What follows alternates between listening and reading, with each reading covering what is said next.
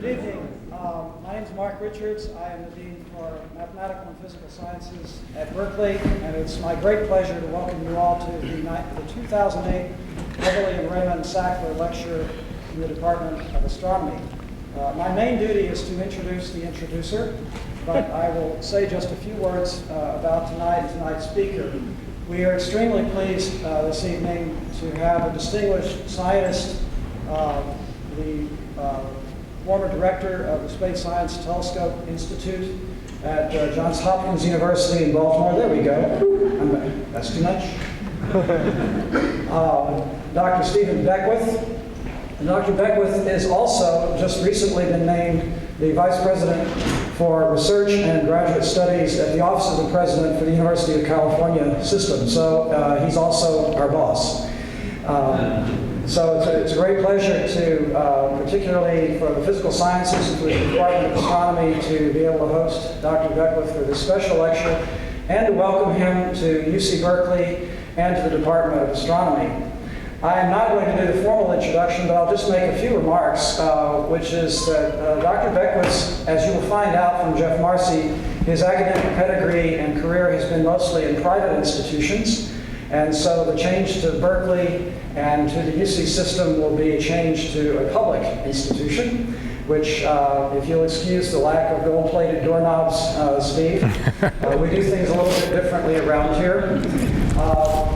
The University of California system hosts about 3 to 4 times as many students per faculty member as the institutions that you're accustomed to. And we're actually very proud of that in our role as a public institution. The Department of Astronomy here, by any measure, is in the top few departments of astronomy in the world, and certainly in the country. And if you hang around here very much, you find that probably between 1 in 4 and 1 in 6 of all students who come through as undergraduates in this institution take introductory astronomy from the likes of Alex Filipenko, or Jeff Marcy, or Elliot Quader, or Josh Bloom, or any number of our other stellar, if you'll excuse the pun, astronomers.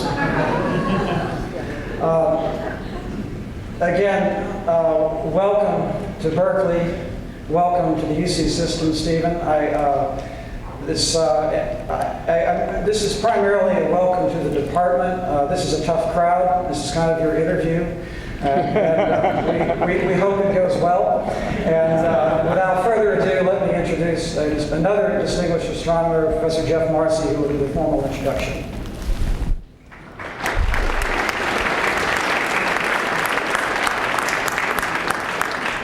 Thanks. Well, it's a real pleasure to be welcoming Steve Beckwith here as our 2008 Sackler Lecture. I'd like to just say a few words about the Sackler Lecture. It's, of course, a delight for the Astronomy Department to be hosting these lectures that we do annually, our most prestigious lectureship. It, of course, is made possible by a generous donation from Beverly and Raymond Sackler, who make these talks possible and do so, in fact, all over the world with similar Sackler lectures. Indeed, it's worth pointing out that philanthropic contributions like that of the Sacklers makes possible a lot of the astrophysics that we do here at Berkeley and elsewhere in the world, funding the largest telescopes in the world, funding the theoretical astrophysics that goes on as well. Tonight, we are indeed fortunate to have Dr. Beckwith here to give the 2008 Sackler Lecture. As Mark Richards just mentioned, Dr. Beckwith has just assumed the position of Vice President of Research in the entire UC system, overseeing the research from San Diego up to UC Davis. I'll tell you a little bit about his history, keeping it short. He was the director of the Space Telescope Science Institute until recently on the Johns Hopkins University campus. And he was also a professor there at Johns Hopkins University. When he was younger, he attended the engineering school at Cornell, where he did both engineering and physics, got his undergraduate degree in 1973, receiving a Bachelor of Science with distinction in engineering physics. And then from 73 to 78, he went to Caltech, where he did graduate work in physics and received his PhD in 78. He then joined the faculty at Cornell, where he taught courses there for 13 years as a professor. And of course, during that time, he won awards and held, at that era, many prestigious visiting positions at Arcetri in Florence. He had a short stint here at UC Berkeley, some others at Caltech. And then in 1991, he moved to Heidelberg, Germany, as one of the 2 directors of the Max Planck Institute for Astronomy, and later indeed became the managing director of the Max Planck Institute, where he was director from 94 to 98.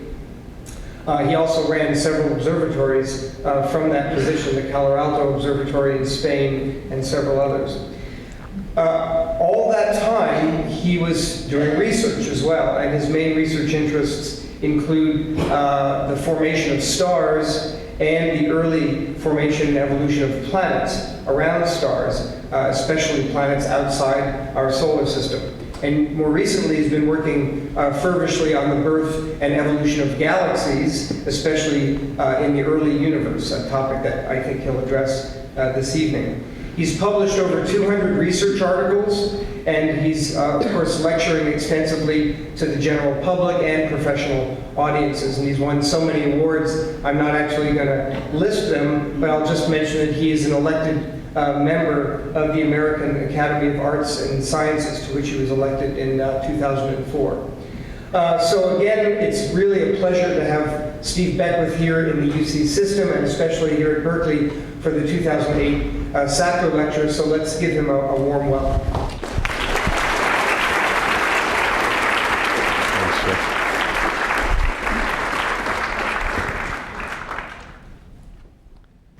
Now I've got 3 microphones, so let's start, see if we can get it right. Can you hear me? Well, you probably can.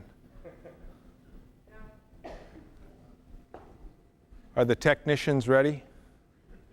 All right. Well, we'll try this. How's that? A little better? Okay, well, I guess I won't be able to walk around. I'm used to walking around. It's frankly a tremendous honor for me to be here. When I was given the opportunity to join the University of California system, yes, it is public, but it's without doubt the greatest and strongest university system in the world. There isn't any other system that has more than one flagship campus. I mean, we have many flagship. I know this is Berkeley. Okay, I understand that. But you actually have some competition now, and we noticed that in Oakland. When I went to Oakland, a lot of people thought I was crazy because you know, there's a lot of turmoil there, a new president and on that, and it is true. It's a time of it's a little chaotic, although it's a time of great opportunity. But finally, when people said, "Why did you go there?" I said, "Well, you know, it's just down the road from Berkeley," and that worked pretty well. That kind of shut them up. So I'm living in your reflected glory right now. And I will say one more thing about the talk. We may, in a minute, I'll ask you to lower the lights because really I hope to show you some pictures that are going to be fascinating to you. And when the sun sets a little, that'll help too. But of course, this is an astronomy lecture. It wasn't, at least it doesn't seem to me that long ago when I was a student. And some of the things I'm going to talk about today were not even, you know, we just wouldn't even believed it. I see a lot of my colleagues in the audience who worked on this subject. I know Hi Spinrad, you know, you can remember back in the 70s. You know, I don't know about you, but I don't think we thought we were going to look back to when we actually could see the first galaxies being created. But we can do that now. Technology has advanced in a remarkable way. And a whole series of things have happened now so that we have a pretty good idea of how the universe was put together and where it came from. And this is a story you probably read about in the newspapers and you hear about, and you say, oh yeah, well, some scientists say that, but in fact, it's not too difficult to understand. Part of the reason for that has just been an explosion of technology that's given scientists the confidence to say we know what happened. But another part of it is we've got telescopes now that produce images that are so compelling that you, without training, can actually see, wow, yeah, that's really going on. And that's what I'm going to show you tonight. What I'm going to do is I'm going to take you on a little journey, sort of from the Big Bang until today. I'm going to concentrate a lot on when the first stuff was created, of which we're made of, the stars, the planets, you know, that sort of stuff. which happened in the first couple of billion years. I'll talk about the creation of structure, I'll talk about the creation of beauty, and I'll talk a little bit about why the future of this field is so exciting. I'm going to touch on many things that people on this faculty are actively doing right now and have made big contributions to. I'm not sure I'll be able to mention everyone's name, but it's going to be quite important. It was suggested that rather than speaking in clipped acronyms to my professional colleagues, that perhaps it would be useful to talk to a broader audience, that maybe you know generally what's going on, but would be helpful to be reminded of a few things. So the first third of this talk is going to be a kind of a tutorial. I'm going to remind you of all the things that you should know. For example, the age of the universe and why we know it, and how it expands and why it's accelerating and all that stuff. I'm going to do a little of that because it's a backdrop for what I'm going to talk about later. Then I'll tell a little story that started when I was the director of the Space Telescope Institute, which I don't know if it was obvious to everybody, but the purpose of the Institute is we actually ran the science program for the Hubble Space Telescope, which most people in this audience have probably heard of, and I'm going to show you the deepest picture of the universe and what it revealed. We actually can now look back to a time when the universe was different. So, if you didn't believe in the Big Bang before, I can show you a picture, say, well, go far enough back, it's different. And I think that's pretty profound. And then I'll talk about why, once we have this information, all the stuff that we can do to check that story. There are a few simple physics concepts that you need to know. No equations, well, maybe one, we'll see. But the one thing you need to know is that when you sit, especially in the back of the audience, you are actually seeing and hearing me a bit in the past, because it takes a little bit of time for the light from me to travel to you. Light travels a foot in a nanosecond. It's a great number to know, just in case you need it. So you're always delayed back in that back of the audience by 40 or 50 nanoseconds. Now that's not a very big deal for my lectures. Okay, I'm not that fast. But when you look out into the cosmos, you have the same effect. So for example, if you go out on a dark night and train your binoculars on the Andromeda Nebula, M31, it's a galaxy. It's about 3 million light years away, roughly. So when you're looking at it, you're actually looking at it 3 million years ago. 3 million years isn't very long in our business. But we now can look back more than 13 billion years. And that turns out to be a very, very long time. And that's what this lecture is all about. So let me get started with my tutorial. It started, I'm going to try to walk and talk. Does the mic go away? Yeah. I'm going to take this stuff off. I feel like Clint Eastwood in the movie when he had all that stuff on. So I'll show you a few characters that involve. This is Edwin Hubble on the left. And what Hubble did, he did a lot of pretty good things. But the thing that he did, which was really profound, is he realized at one point when he was studying the spectra of galaxies that the galaxies he's looking at all seem to be moving away from us. It's a Doppler shift. So he looks at the spectra, and the spectra get a little shifted to red wavelengths, and that means they're moving away. It's the same basic principle that the police use to give you tickets on the freeway. But usually you're coming at them, not going away from them. Now, what he did then is he took measurements of all the galaxies, local galaxies he could get at, and he plotted them, and he found that this is velocity on the vertical axis and distance on the horizontal axis. The distance, incidentally, is in millions of parsecs. A parsec's about 3 light years. Think of it as a million light years. Since you don't know what a light year is anyway, it doesn't matter, but that kind of gets you oriented. And what he did is he found there was a linear relationship, that the further the galaxies were away, the faster they were moving away from us. Incidentally, this is a horrible data set. You'll notice there are no uncertainty bars. And this all turns out to be wrong. When done correctly, this was wrong. But he got it right. It turns out. So he said, well, gee, that means that the farther away you look, the faster these things are going. It's just like an explosion. If you look at the 4th of July, there's some of these great streamers that go out. When you have an explosion, if you take a snapshot in time a little later, the things that are twice as far from the center are moving twice as fast. They have to. They only had the same amount of time to get there, so they have to be moving twice as fast. So when he saw these, he says, it's just like the universe exploded from a thing, and now we're taking a snapshot. That's exactly what it is. That gave rise to the Big Bang theory. Okay? Now, somewhat later, groups did a better job of taking these data. By the way, I've shown, I don't know if you can see it. Maybe, could we maybe, well, that may not make a difference. You see this little orange thing right here? Yeah, that orange thing is twice as big as the size of the graph I showed you in the last one. So you really have to get farther out to do this right. But now you see that he got lucky, that in fact the universe is expanding exceedingly well in a, oh, thank you, okay, that's great, in a very nice linear relationship. And it's just beautiful, okay? So this really shows that the universe is expanding, that there is something, it's like we're in the middle of an explosion. And then that set off the course of modern cosmology for a while. Now, I'm going to jump ahead a little bit to show you one more thing. So this is this plot plotted again. Now I'm going to show you what happens if you go even further. It says 500 megaparsecs, that's 500 million, that's about 1,500 million light years. It's about 1.5 billion light years. Okay, so the stuff there, you're looking back 1.5 billion years. So let me plot this in a slightly different way. I'm going to take that down to a smaller amount. There's some data, and now I'm going to show you what happens when you pull this out and go much further. Incidentally, I've kind of switched on you. I've done a logarithmic scale here because I have to get way out. People said, okay, we need to test this all the way back. Let's see how far back we can go. And so they began taking data, and these two papers came out. Some of this is local talent. Saul Perlmutter is local here. Adam Rees is on the other coast. And you see the data don't really fall on that linear extrapolation of the line. I mean, you can actually just see this by eye, okay? And so that means when you look back in the past, the expansion was slower than this linear expansion, okay?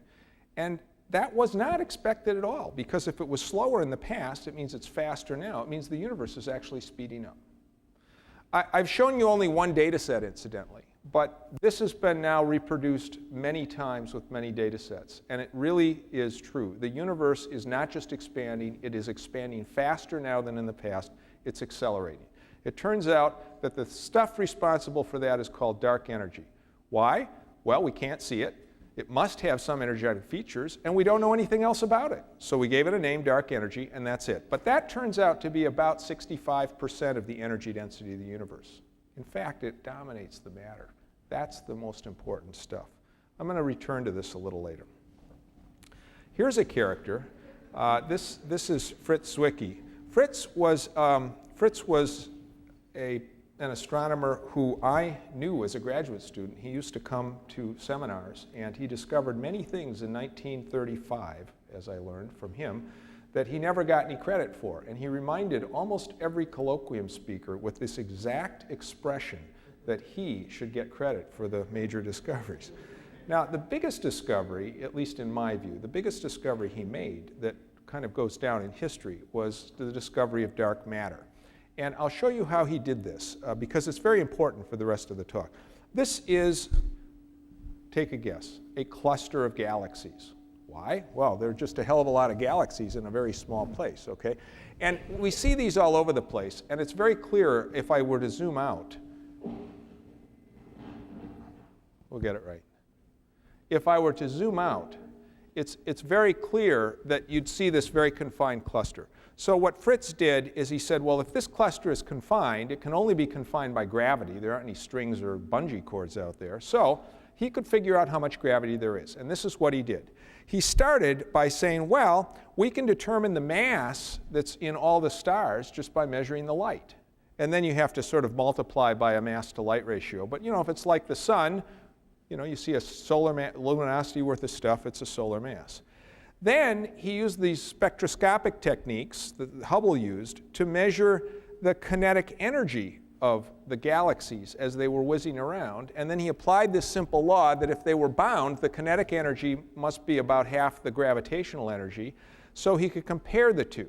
And what he found was that the mass that was in gravity was about 50 times the mass in stars, in round numbers.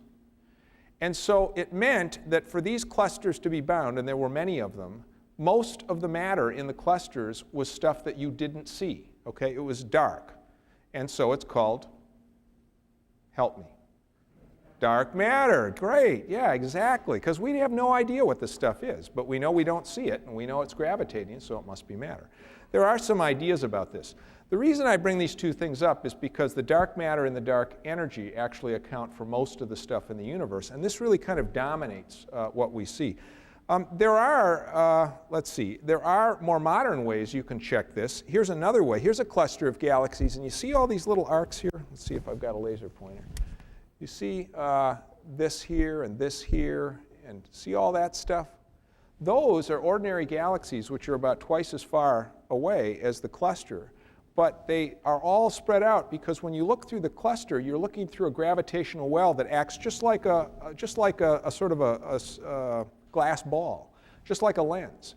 And so all this cluster is doing is it's lensing the galaxies from behind through gravitational lensing. It's an effect that Einstein predicted, and we see clearly today in images like this from the Space Telescope.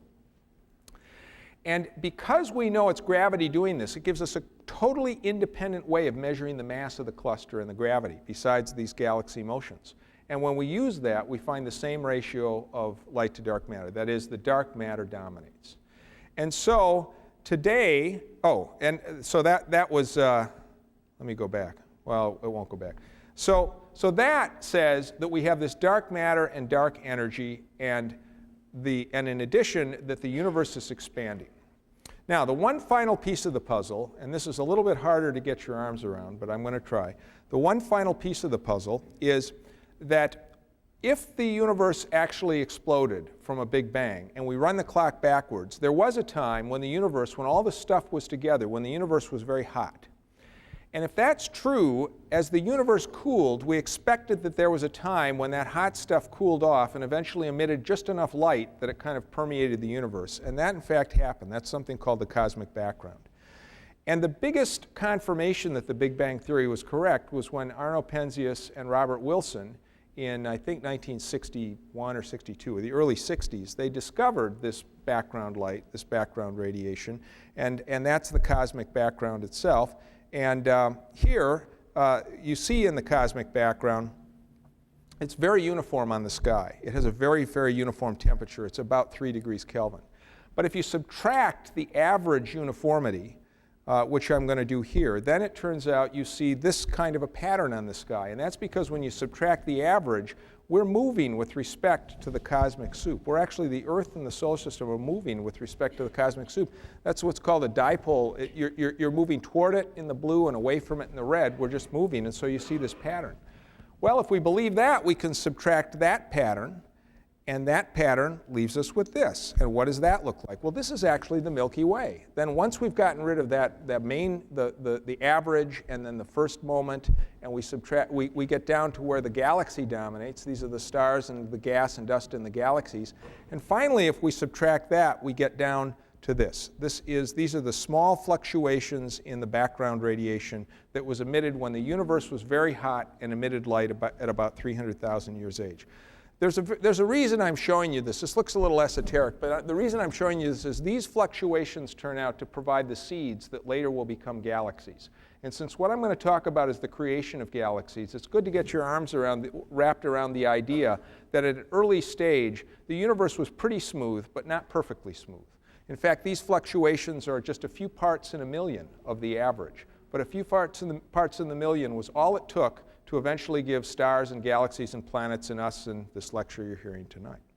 And so that's actually kind of profound. These are the two people who were given the most credit for this local confirmation. John Mather at Goddard Space Flight Center, George Smoot, who's at the Lawrence Berkeley Lab, and they both won the Nobel Prize for this just a few years ago. Okay, so here's our standard cosmology. And you keep this in mind, and then I'm going to show you a picture of the history of the universe, and we'll get to the galaxies. So most of the stuff in the universe is this dark energy, and the only thing we know about it is that it's creating the acceleration of the universe, but other than that, we don't have much of a clue. That's about 65%. Then another 30% is in dark matter. That we also don't see, but at least we have plausible physical theories for what it is. I won't go into that, but at least they're plausible. And then the last 5% is all of the stuff that we tend to find is interesting. In fact, the stars only account for 0.5%. I won't talk about these. We, the Earth, the heavy elements, all of us, we're like 0.03%. And I won't get into the biomass of humans on this planet. It's tiny, incidentally, compared to the number of bacteria that are living in the soil below us. we're pretty insignificant on this scale. But what's interesting is, although this is the stuff that we're interested and tend to study, this is the stuff that dominates. That's our current cosmology. Now, there are a couple of other things that come out of this. I won't discuss why. We believe we have a very precise age for the universe. We believe it's been 13.7 billion years, gigayears, since the Big Bang. We think we know that to 10%. We think that the Hubble expansion constant is 70 in standard units. This is the temperature of the cosmic background. So we know quite a bit, and we've had many ways to confirm this cosmological model. And so we really, really believe this is true. And I've actually shown you the three of the strongest underpinnings for why it's true. I showed you two examples of how you measure dark matter, very plausible. I've shown you an example of how you measure the expansion of the universe, very clear, and even the data for the acceleration of the universe, and that's pretty clear as well. So we know this pretty well, and there are many other pieces of the puzzle that I won't go into, but I want to do something a little different.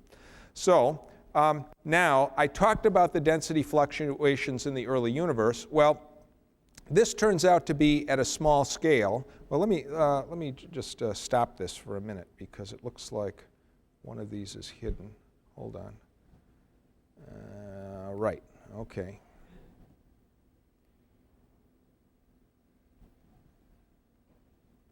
Let me start again. So these are the fluctuations that were measured with the COBE satellite in 1993, I believe, 1994.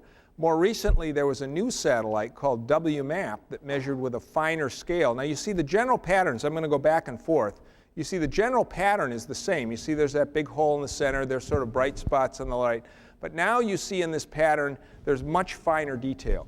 And when you look at this map, you can sort of see in this map the structure of the typical wave pattern. And you'll see what I mean by this in just a minute. But basically, there are some typical sizes in this map, just sort of like waves on an ocean, that will tell us exactly what the how the galaxies developed. Let me get you clued in. This is a picture of ocean waves. If you've ever looked at the ocean waves, you know it's very easy to see, even in a fairly chaotic sea that's blown by the wind, you tend to get swells which are of a certain length. This is very, very common. If you ever go, you all know about the swells. And the length of the swells changes with time, but basically there's a general swell size. So here I've shown at least one swell size, and that's about 5 meters across. If you look carefully at this picture, you'll see there's sort of another size of scale. It's about 1 meter. These aren't big swells, but you can definitely see that 1 meter pattern in this picture.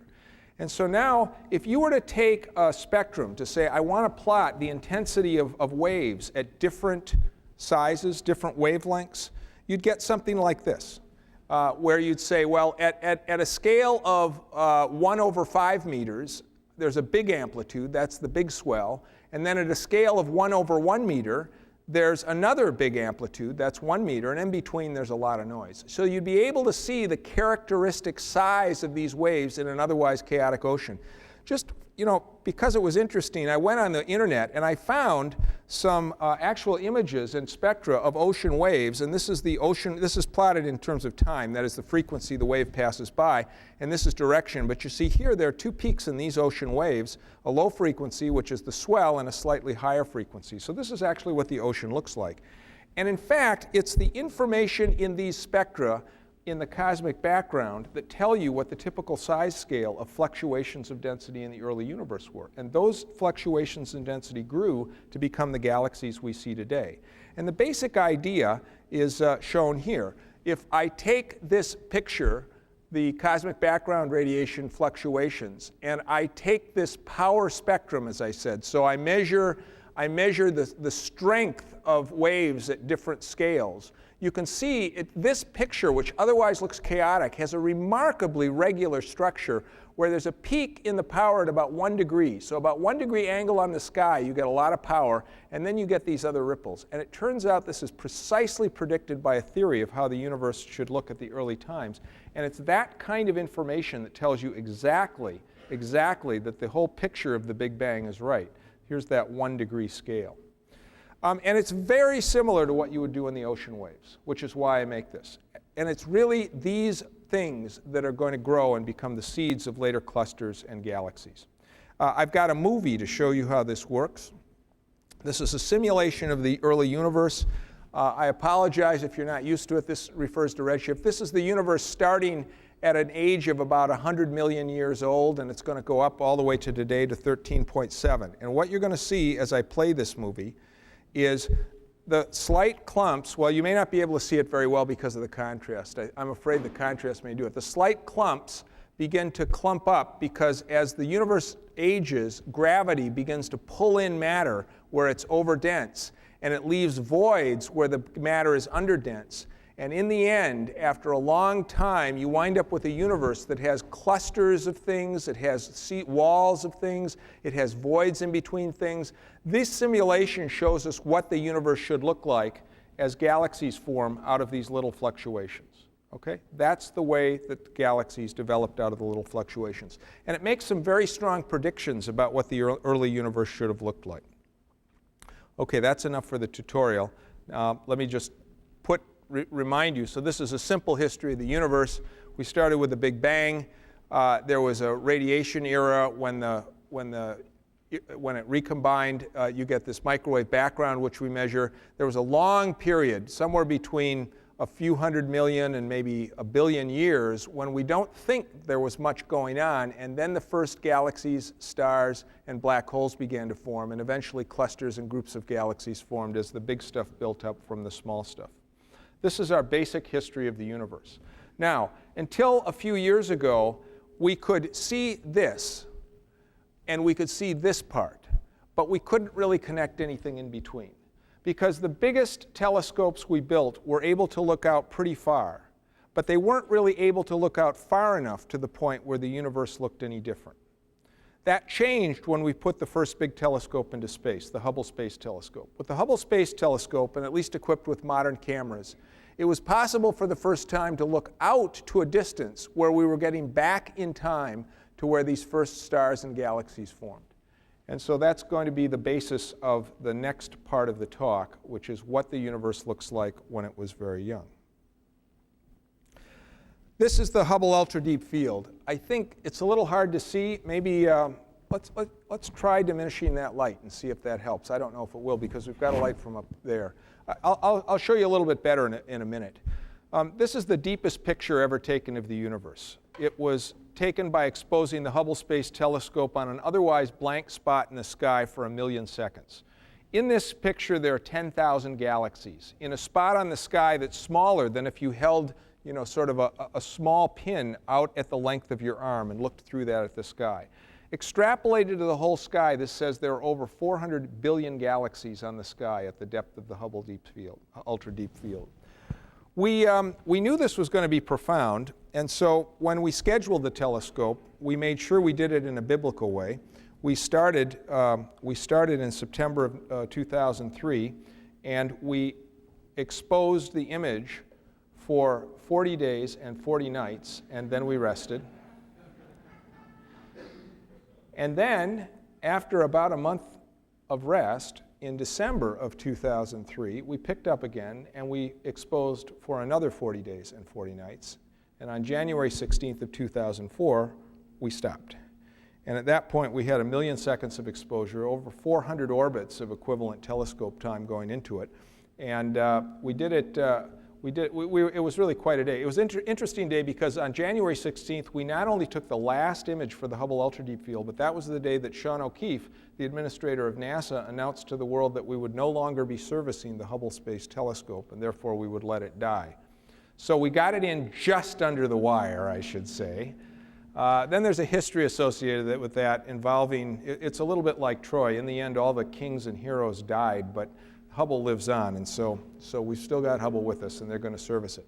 But let me come back to this. One of the things about this image is it's so interesting. You can't see it on a screen like this, so I've got something that I can help you. You can try this at home if you want. So for those of you who have a fairly high bandwidth link in your house, if you go to this website, you'll find something called the UDF Skywalker. And the UDF Skywalker allows you to walk through this image. Yes, I know. Yes, I know. Let's see. And here's how it works.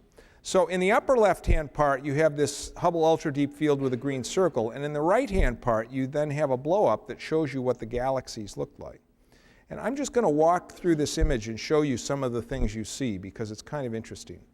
Here's an obvious, clear set of galaxies, of clusters of galaxies. Now let me just say that you have to take away a couple of things from this image. The first thing is, you see this big red galaxy or orange galaxy in the center? That is an elliptical galaxy. About half the galaxies we see in the sky today are shaped like that. Very smooth, very regular, spheroidal, and rather red. That thing there is a star, by the way. Stars, for reasons I won't go into, always have these little spikes so you can tell they're stars. Okay? And for the astronomers in the crowd, that's a 20th magnitude star. So it's pretty bright on this scale. So those are the elliptical galaxies. Then the other half of the galaxies around are the spiral galaxies. Those look a little bit like the Milky Way. Here's a typical spiral galaxy. By the way, this spiral galaxy is far enough away that the universe was only 9 billion years old when the light from it left us. Looks just like the Milky Way. Those are the two types of galaxies we see. But as you scan through this image, you will see that the smallest and deepest galaxies, the ones at the edge of the universe, actually don't look anything like that. They look kind of like train wrecks. So you see the galaxy in the center there. You see that doesn't look like a spiral or elliptical. It's kind of chaotic. This galaxy in the center, that's also a little conglomeration, not a spiral or elliptical. Quite different. There are sections of this image where you can see all of the galaxies are just chaotic. You see that? That is a galaxy that does not have what we call beauty. Only a mother could love this galaxy, okay? This galaxy is clearly going to be an orphan in most universes, okay? Why does this galaxy look this way? Why is this not a spiral or elliptical? Well, the reason is because we are actually looking back to a time before the universe had a chance to create any spiral or elliptical galaxies. What we are looking at are the little cusps of that movie I showed you, where the universe is beginning to clump up and build galaxies from scratch. And so the galaxies we're seeing in the early universe are smaller, they're less regular, and as I said, only a mother could love. Because in fact, these are just babies. These are real infants. And I'll show you two little things, and then I'm going to go back to the tutorial. So the galaxies that are most distant are very red for reasons that you'll see in a few minutes. Let's see if I can find one of my favorites in here. It's hard to navigate. Yeah, you see that little red one in the center? That's a galaxy that light was emitted when the universe was less than about 1 billion years old. Remember, today it's almost 14 billion, so that's a long, long time. Well, you know, I have a bunch of these in the talk, so let me just go back to the talk and we'll get it going. So, here's the next part of it. So here what I've done is I've plotted a bunch of galaxies I've cut out from the picture that show what the universe looks like at different times. So you see up there is that spiral galaxy you saw down here, this spiral. That galaxy was emitting its light when the universe was about 9 billion years old. Okay? So the universe was already rather aged. If I go back to 3.3 billion years after the Big Bang, this is a typical galaxy. It's almost as large as this, but it just looks completely chaotic. It has not really been built up into this beautiful spiral galaxy. As I go back in time to 1.8 billion years, 1 billion years, and even 0.8 billion years, 800 million years after the Big Bang, galaxies get smaller, they get redder. Eventually, you're just looking at the little pieces that are going to build up and become the beautiful galaxies we see today.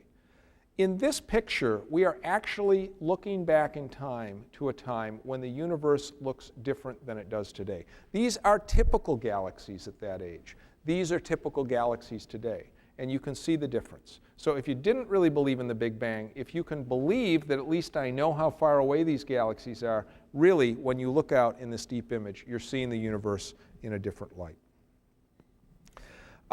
One of my colleagues, Deborah Elmgreen, and her collaborators in 2005 went through the ultra-deep field and tried to pick out all sorts of different galaxy shapes they could classify.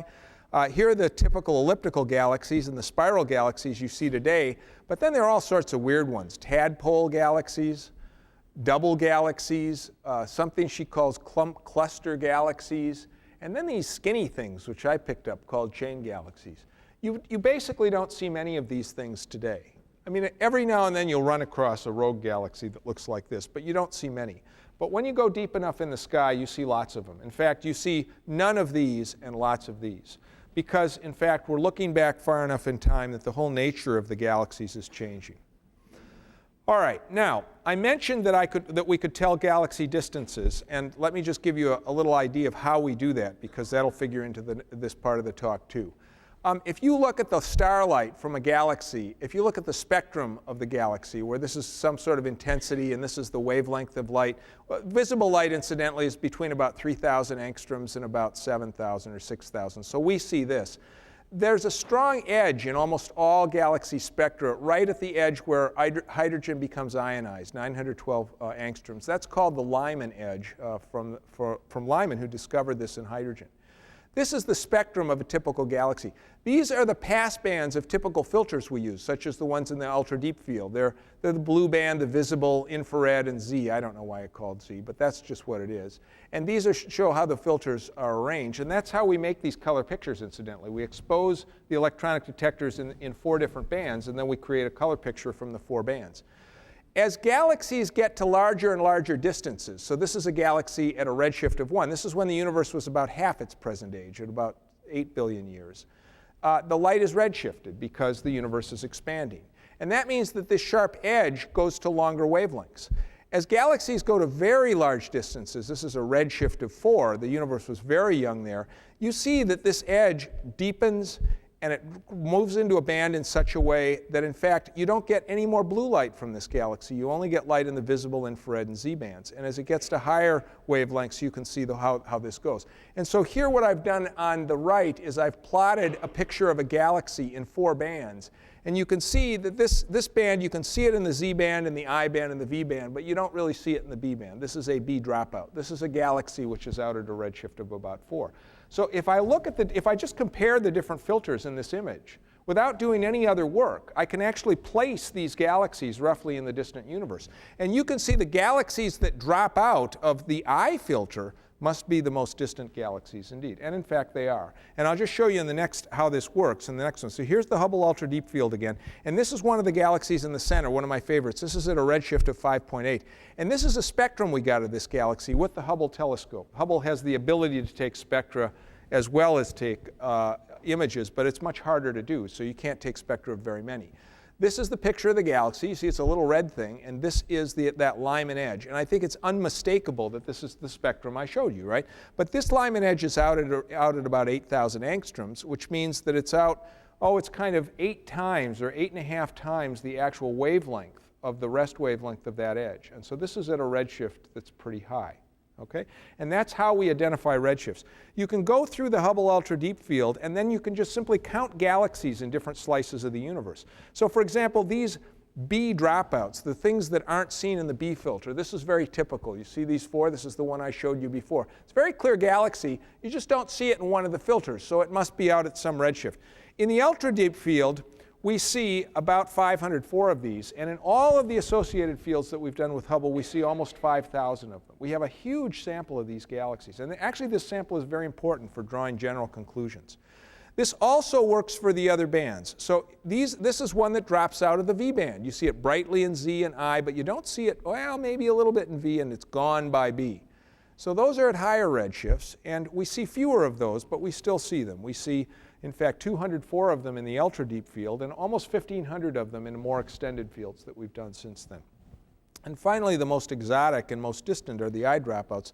Those are at the highest redshifts above 5.7.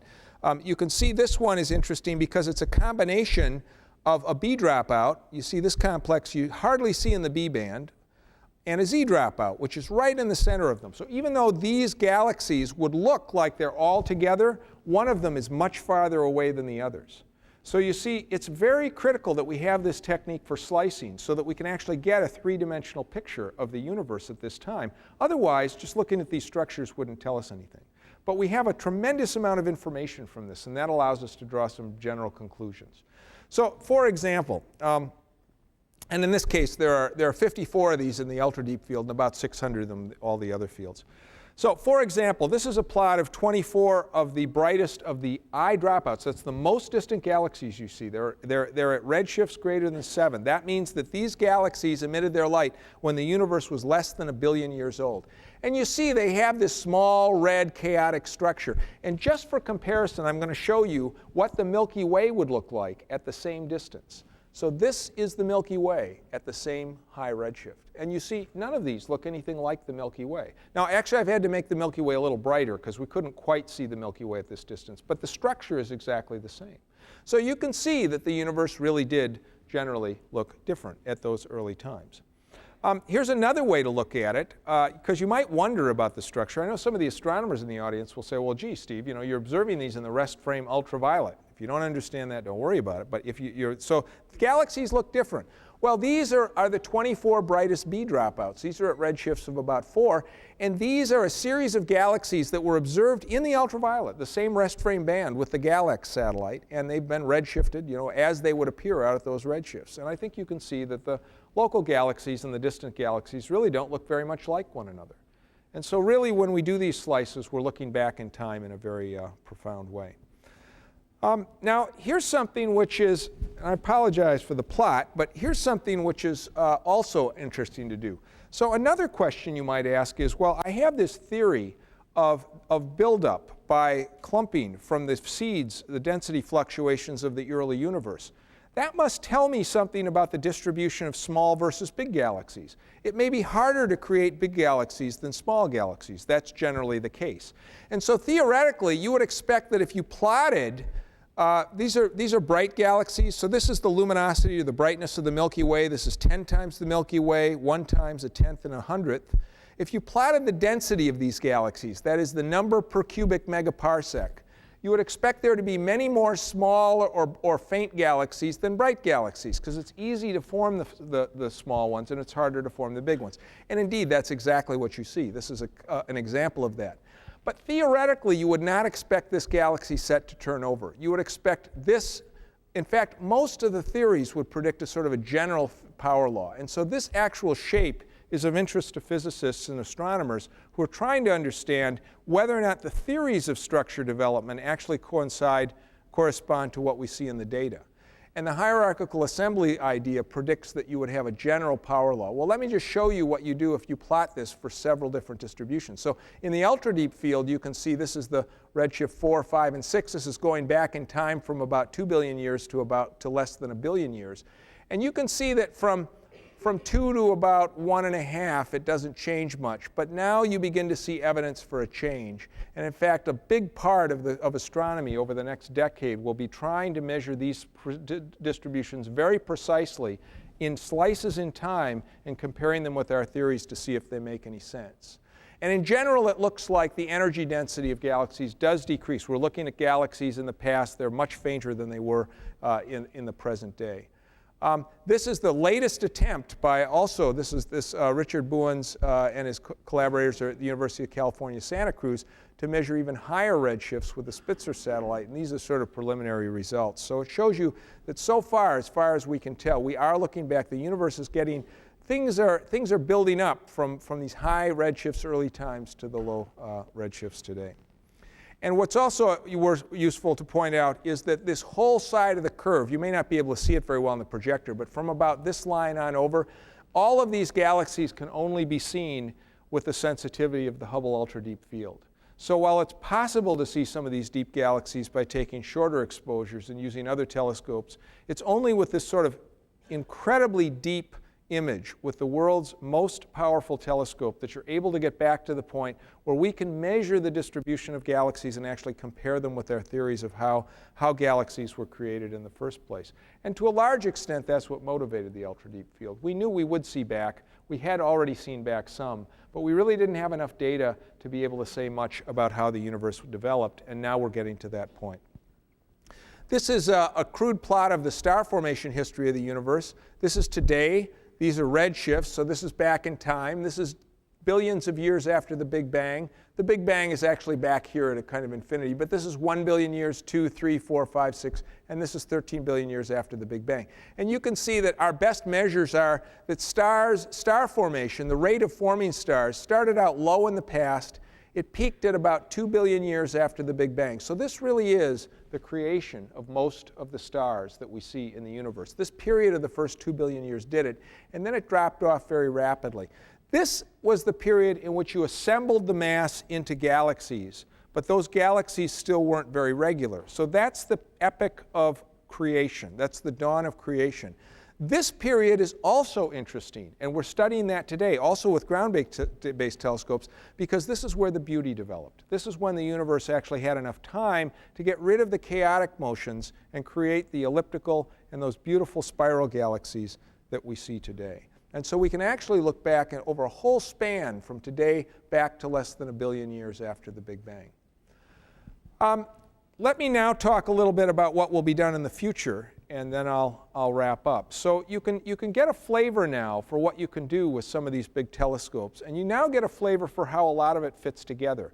So you might not have thought, for example, that the creation of galaxies had very much to do with the observations of the cosmic background radiation. But in fact, it has everything to do with it, because the fluctuations in the cosmic background radiation tell us what those seeds of galaxies were. And those fluctuations were created by imprints that had to do with the physics of the early universe. The physics of the early universe also should have imprinted that same kind of structure on the distributions of galaxies on the sky. Not just the cosmic background radiation, but also on the distributions of galaxies on the sky.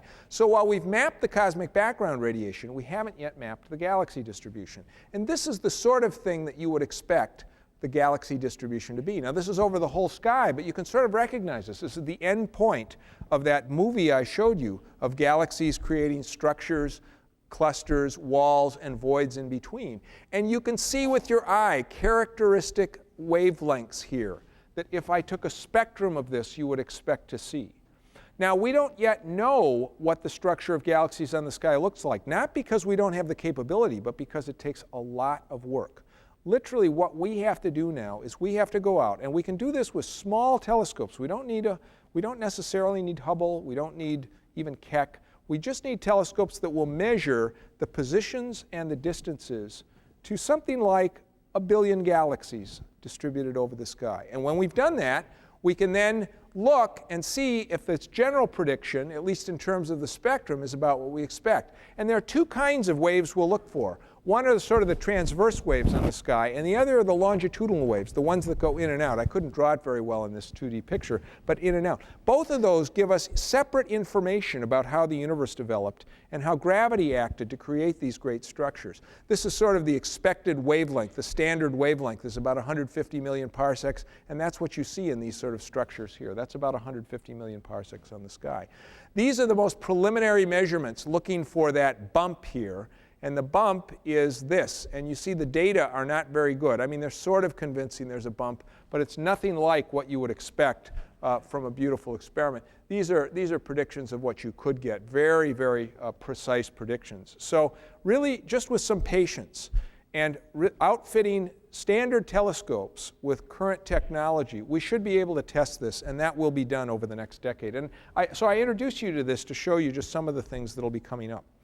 It turns out that the development of structure, not surprisingly, depends very critically on exactly how the trade goes between gravity pulling things in and dark matter, which is accelerating the universe. Okay? Those two things are rather critical to that development.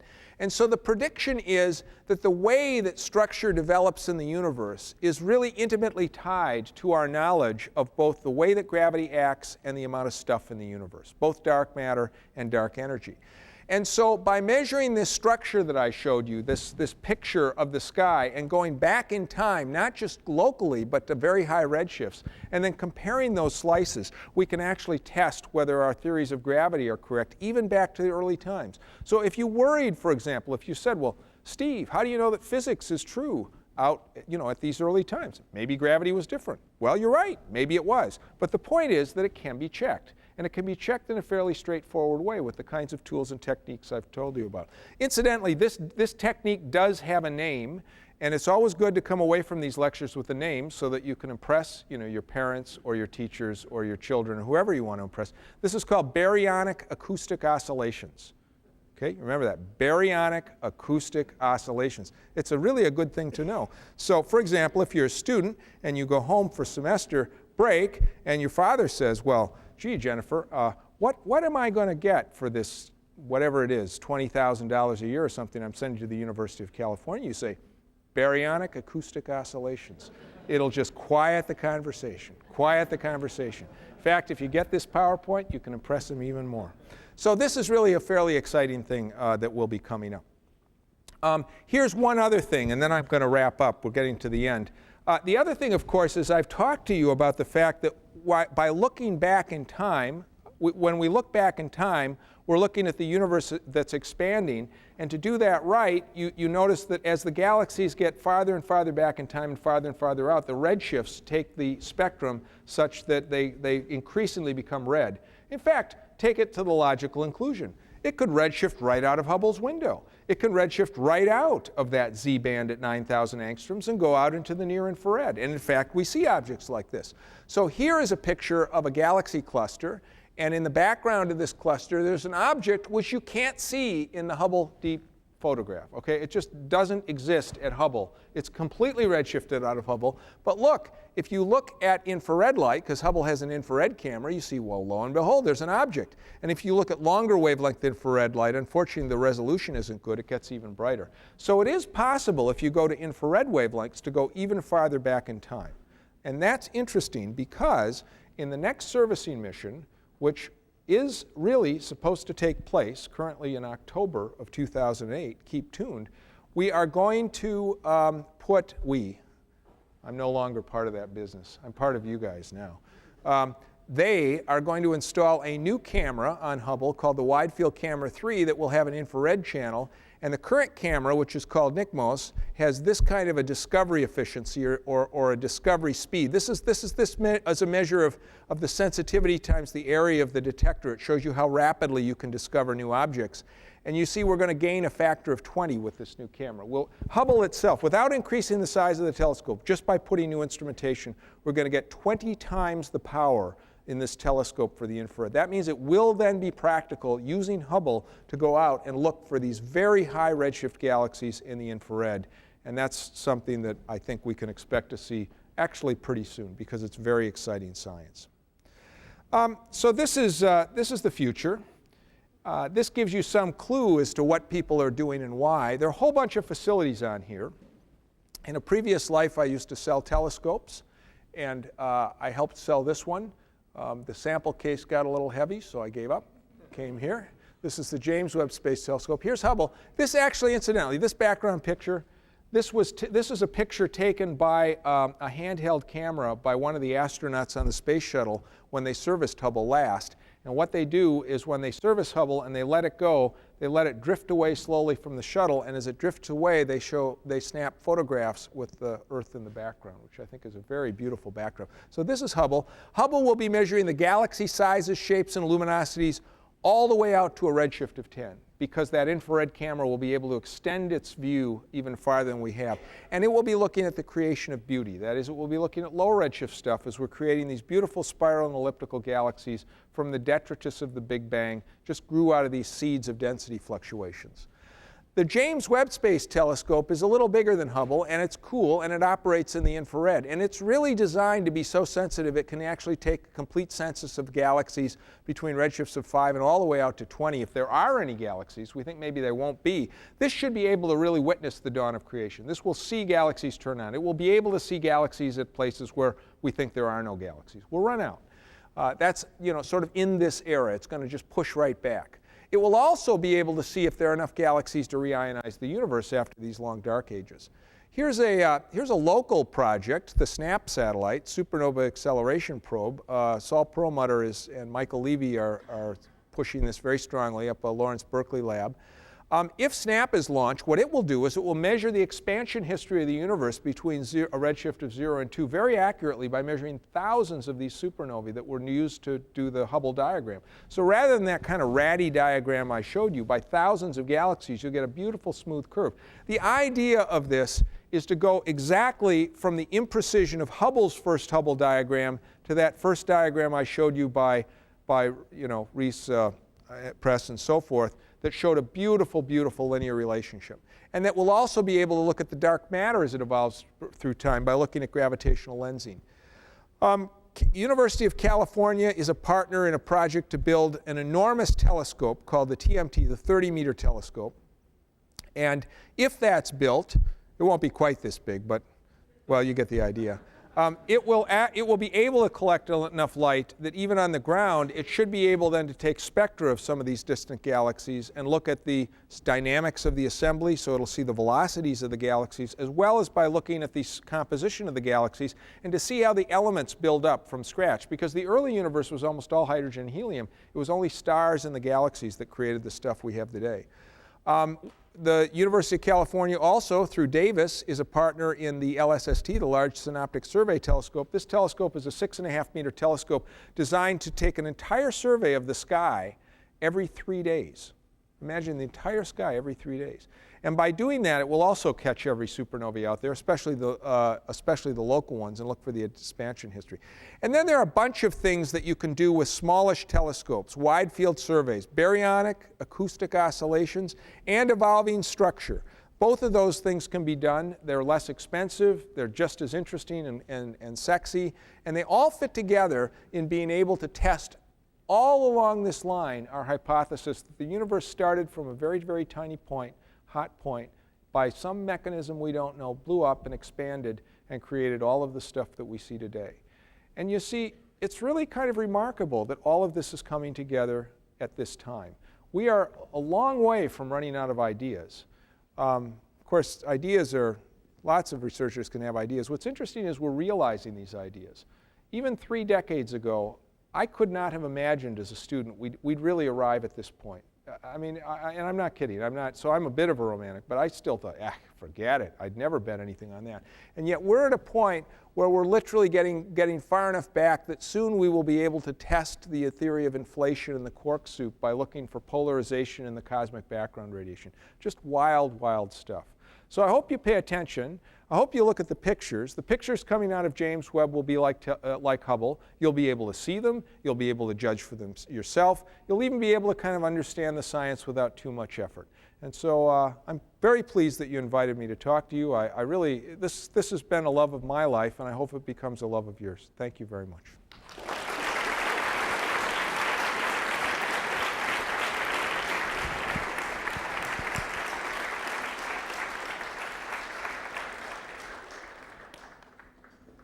Thanks very much, Steve. That was a wonderful talk. We certainly have time for questions. If any of you have questions, feel free to go ahead and ask.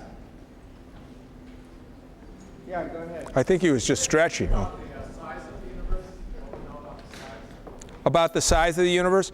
Well, yeah, that's an interesting question. So the only thing we really know about the size is we can see out to a certain distance, which is called the event horizon. Maybe I should get the microphone. We can only see out to a distance which is the light travel time times the age of the universe. It's actually a little bit bigger than that for reasons I won't go into, but that's what we can see. That's our event horizon. We can't see beyond that. The universe could actually be infinite in size, and we would not be able to demonstrate that. But we do know it's finite in time. We do know that because it started at a finite time and expanded, it's a finite time, and that limits our horizon to a point where we can only see a certain amount of it.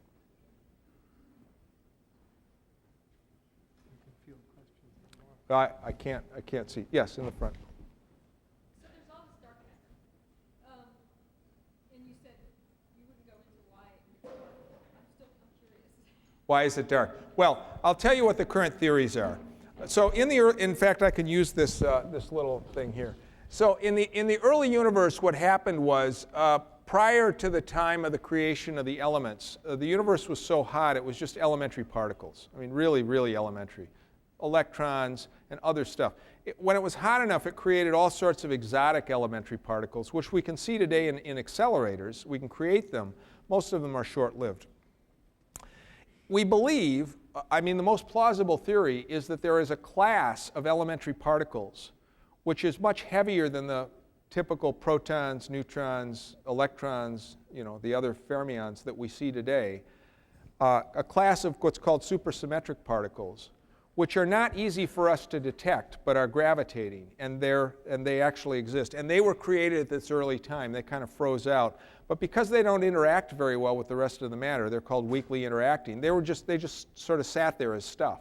And as the universe expanded, they're still there, and they gravitate, and that's what we believe makes up the dark matter. So they're very good, plausible theories from particle physics for what these are. I think the best is called the neutralino. I think the neutralino is the current favorite candidate. It is plausible that we'll be able to make some of those particles in the Large Hadron Collider, which is one of the reasons that people built it. And so it is plausible that's true. It's also plausible that with the right kind of laboratory experiments at places like Berkeley, we'll be able, the stuff's all over. I mean, it's pervading the universe, so it's whizzing around right now. Doesn't interact much.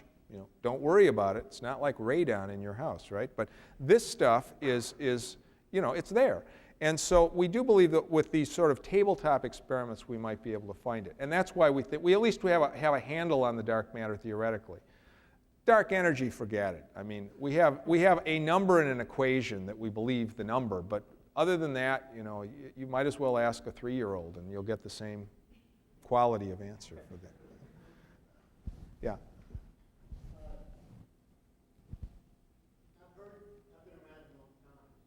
Me too.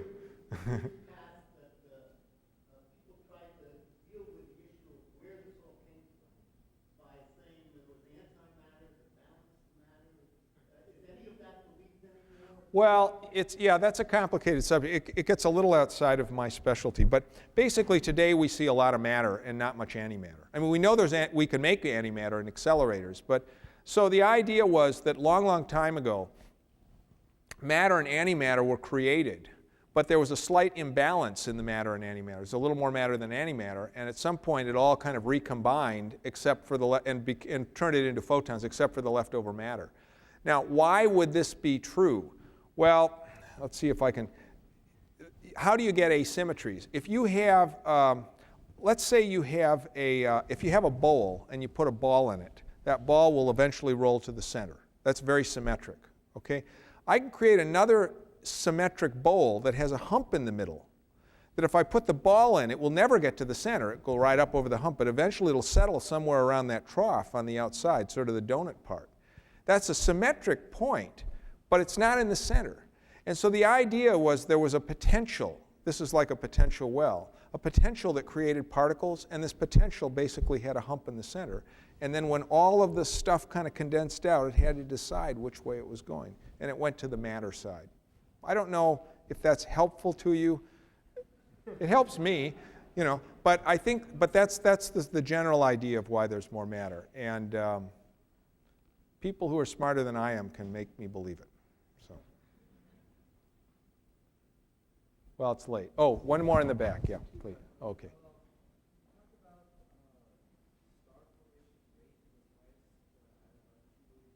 Yes. Okay, so the question, let me repeat the question. The question is that I said that the star formation rate was highest, was at a peak at about 2 billion years. And the question is, why is that? Well, in broad terms, we think it's the following. At early times, the star formation rate was basically 0 because the universe had not had enough time for the gravity to pull stuff together. Then as the universe aged, pretty soon it got to that time where it was able to pull stuff together pretty rapidly. And that was in the first 2 billion years. And by 2 billion years, it was just going like gangbusters. Stuff was falling in, creating stars, and the clumps of stars were creating galaxies. But then as the universe expanded, eventually you exhausted a lot of that initial supply, and the universe got rare enough, underdense. That is, it expanded enough that most of the stuff that would have created the stars had already gone into stars, and you were beginning to exhaust the wells, and anyway, most of the stuff was getting farther and farther apart. So at that point, the rate of star formation on average went down. It was still high locally inside of some galaxies where they had captured a lot of matter that still hadn't made it into stars. But that stuff all damped down. And today, we see ongoing star formation. There's plenty in this galaxy. The sun's only 5 billion years old, so it had to have formed a little while ago and after the 2 billion year mark. But It's just not as much as it was in the past. And I think we always expected that anyway. So not only is this not a surprise, I actually worry that some of the observers are tilting their observations because this is what they expect to get. I kid you not. I have arguments with people about this. One more? Yeah. Last question. So you suggested that really early times there's a possibility there of formation was taking place, that there were actual, fundamental differences in the way that physics work, the way that sort of gravity works, the way that works. I'm not a astronomer, so I don't know much about that. But what is, I suppose, what's the thinking about that? What would that imply about the sort of early creation period and also sort of our universe? Let me see if I can just recapture that thought for the audience. So I didn't actually say that physics was different back then, but it might have been. I mean, it's a little hard if you don't go out and touch it and do experiments. So one of the problems, this whole scenario, this seems very seductive. I mean, all the observations fit, right? But it has a couple of nasty components. So one nasty component is this dark energy. I mean, what is this stuff? You know, we just gave it a label. But the problem is that people have started to think, well, you know what? I mean, this measurement of dark energy, say, and even dark matter, depends on gravity acting exactly the same way in the early universe as it did today. So rather than posit some fictitious dark matter, dark energy that we don't know anything about, why don't we just say that gravity was different in the early universe? Maybe that was the case. There's a guy who's worked on this for a long time, I think Morty Milgram, and actually, every time he comes up with it, it still kind of fits the data pretty well. I mean, he's a pretty good physicist, so it's not completely crazy. But it's not the preferred solution. You know, I think most of us would prefer it if physics was the same, because otherwise it's hard to calculate anything. But my point was that by looking at the way that structure develops down here with time, by actually going back in time and looking at the way structure develops, we can distinguish between changing gravity and a substance which changes the way the universe is behaving. We can do that. And so it's a testable hypothesis. And that's why it's interesting, because it's testing something which is about as bizarre and exotic as you could imagine. But, you know, probably not more bizarre than quantum mechanics, say, or even general relativity. And those things we think are true. So it's always worthwhile to have these methods, because you don't know what the universe is like until you go out and discover it. And what's exciting is we have pretty good ideas now of how we could test some of these really exotic theories with tools that we have today. Thank you very much. I think it's worth closing by mentioning one last thing, which is this eloquent talk by Steve Beckwith about the archaeology, if you will, of the universe, blowing away whatever the history professors here can tell us about, going back 13.5 billion years. A large fraction of it, frankly, was possible because people like Steve and Steve himself defended the major instruments, astronomical instruments and others in the United States and elsewhere, like the Hubble Space Telescope. Takes a lot of work to convince Congress, convince people at NASA, convince the American public that instruments like Hubble are really worth building. And I think the beauty of the universe that Steve Beckwith so eloquently described and the development of that beauty makes all of that work very well worth it. So let's thank Steve again for a fantastic talk.